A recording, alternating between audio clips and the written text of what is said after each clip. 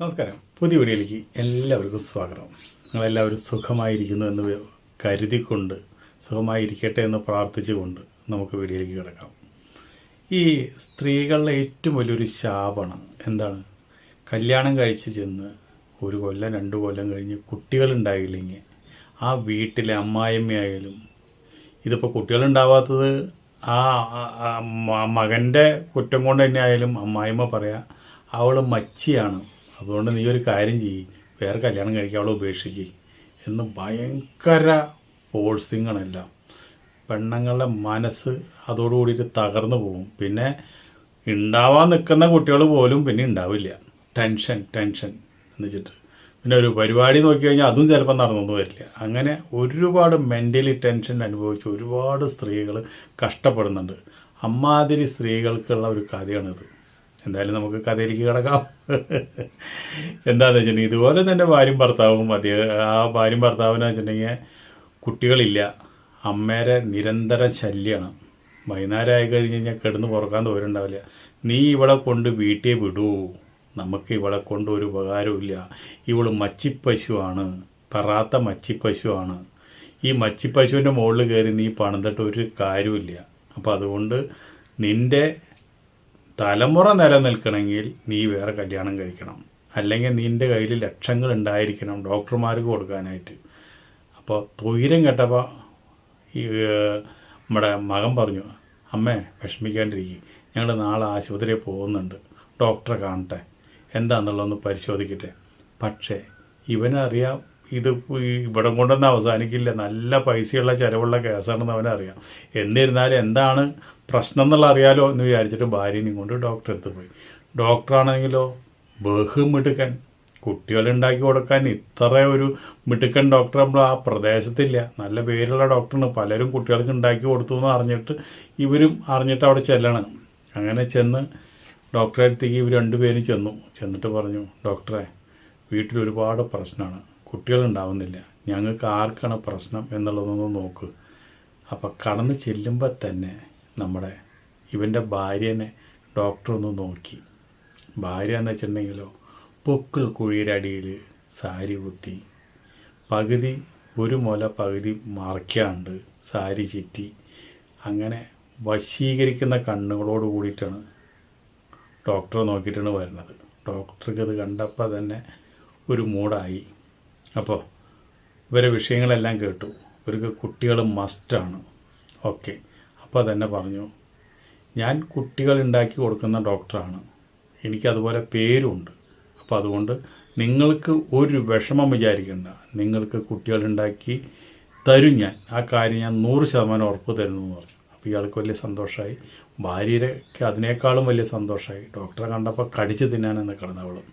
അങ്ങനെ നിൽക്കുമ്പോൾ ഡോക്ടർ പറഞ്ഞു, ഹസ്ബൻഡിനോട് പറഞ്ഞു, ഞാൻ നിങ്ങളുടെ ഭാര്യനെ ഒന്ന് പരിശോധിക്കട്ടെ, നിങ്ങളൊരു കാര്യം ചെയ്യൂ, നിങ്ങൾ കൗണ്ടറിൽ പോയിട്ട് അവിടെ നിങ്ങൾക്കൊരു കുപ്പി തരും, ആ കുപ്പിയിൽ നിങ്ങൾ അപ്പുറത്തൊരു റൂമുണ്ട്, അവിടെ പോയിട്ട് നിങ്ങൾ ബീജെടുക്കാൻ നിങ്ങൾക്ക് ഇപ്പോൾ ഇത് ചിലപ്പോൾ നിങ്ങളുടെ ഈ ലിംഗം പൊന്തിയില്ലെങ്കിൽ തന്നെ നിങ്ങളൊരു കാര്യം ചെയ്യും, അവിടെ നേഴ്സിനോട് പറഞ്ഞാൽ മതി, അവിടെ ടി വി ഉണ്ട്, ടി വിയിൽ നല്ല ബിറ്റ് പടങ്ങളിട്ട് തരും, അത് കാണുമ്പോൾ നിങ്ങൾക്ക് എന്തായാലും മൂഡ് വരും, മൂഡ് വന്നിട്ട് ബീജെടുത്താൽ നമുക്ക് അതിൻ്റെ കൃത്യമായിട്ടുള്ള ഇത് അറിയുള്ളൂ.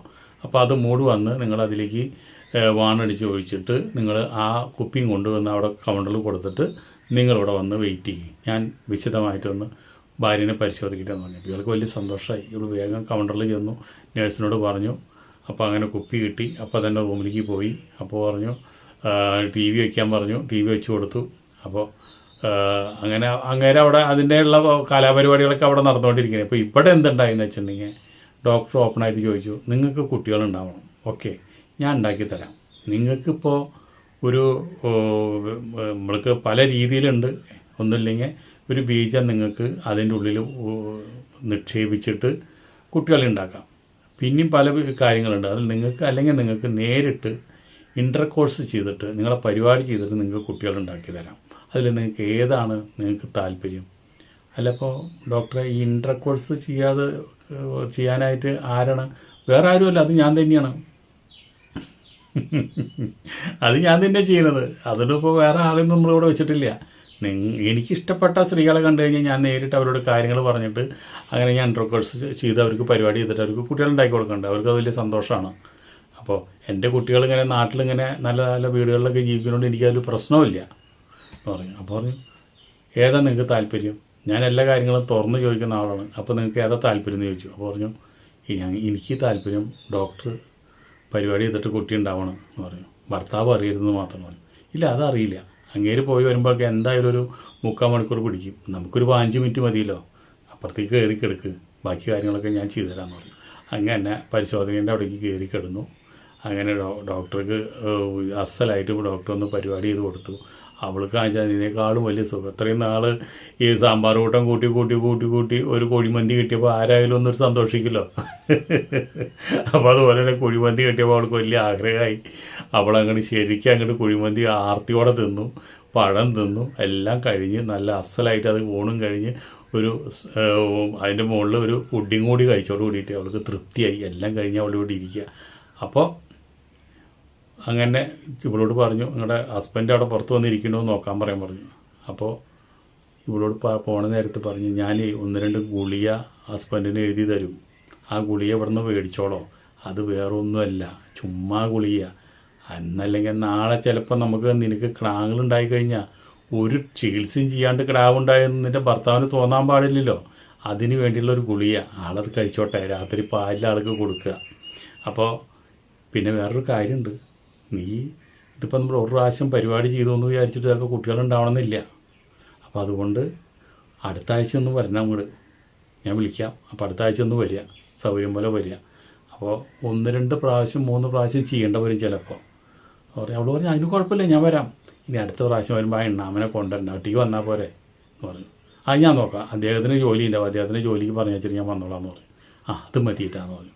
ഇനി ആ എണ്ണാമ പുറത്തിരിക്കണ്ടോ നോക്കാൻ പറഞ്ഞു. വിളിച്ചാൽ നോക്കിയപ്പോൾ അയാൾ ബീജൊക്കെ പരിശോധനയ്ക്ക് കൊടുത്തിട്ട് വന്നിരിക്കുന്നുണ്ട്.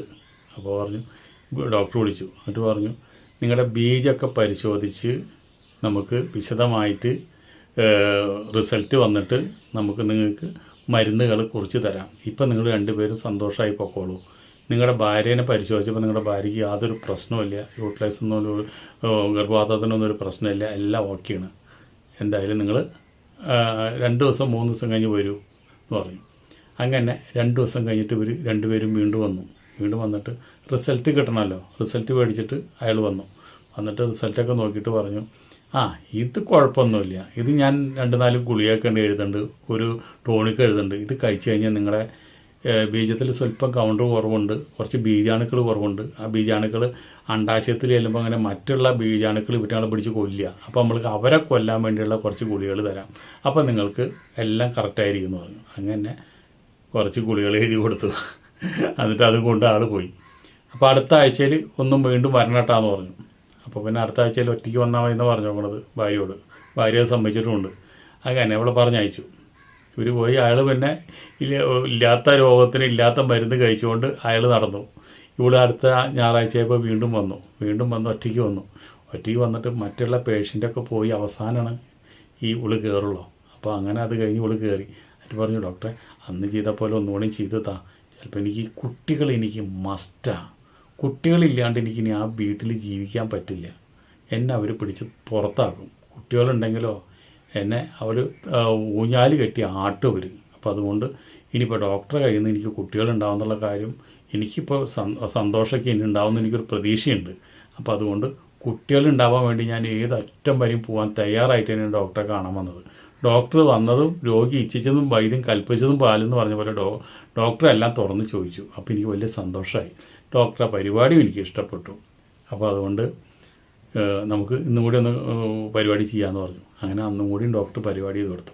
എന്നിട്ട് പറഞ്ഞു ഇനി 2 മാസം കഴിഞ്ഞ് നോക്ക്, 2 മാസം കഴിഞ്ഞ് നിൻ്റെ കുളി തെറ്റിയില്ല, വീണ്ടും മാസമുറ വരുന്നുണ്ടെങ്കിൽ അപ്പോൾ ഒന്നുകൂടി വരി, അപ്പോൾ നമുക്ക് ഒന്നുകൂടി കാര്യമായിട്ട് ഒന്നുകൂടി പരിശ്രമിക്കാം നമുക്ക് പറഞ്ഞു. ശരിയെന്ന് പറഞ്ഞ് അങ്ങനെ പോയി. 1 മാസം 1.5 മാസം കഴിഞ്ഞോടിയിട്ട് മാസമുറ വന്നില്ല. അവൾക്ക് വലിയ സന്തോഷമായി, ഗർഭിണിയായി. ഭർത്താവിനാച്ചാൽ അതിനേക്കാളും വലിയ സന്തോഷം.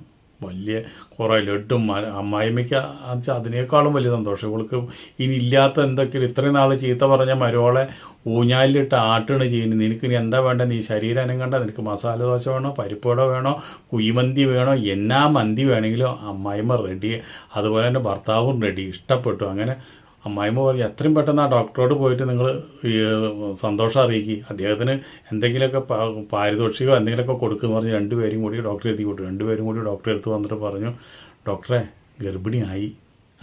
അതാണ് ഞാൻ പറഞ്ഞത്, ചുരുങ്ങിയത് 1.5 മാസത്തെ മരുന്നോടുകൂടി തന്നെ നിങ്ങളുടെ ഭാര്യയ്ക്ക് ഗർഭിണിയായി. അപ്പം നിങ്ങൾക്ക് മനസ്സിലായില്ലേ?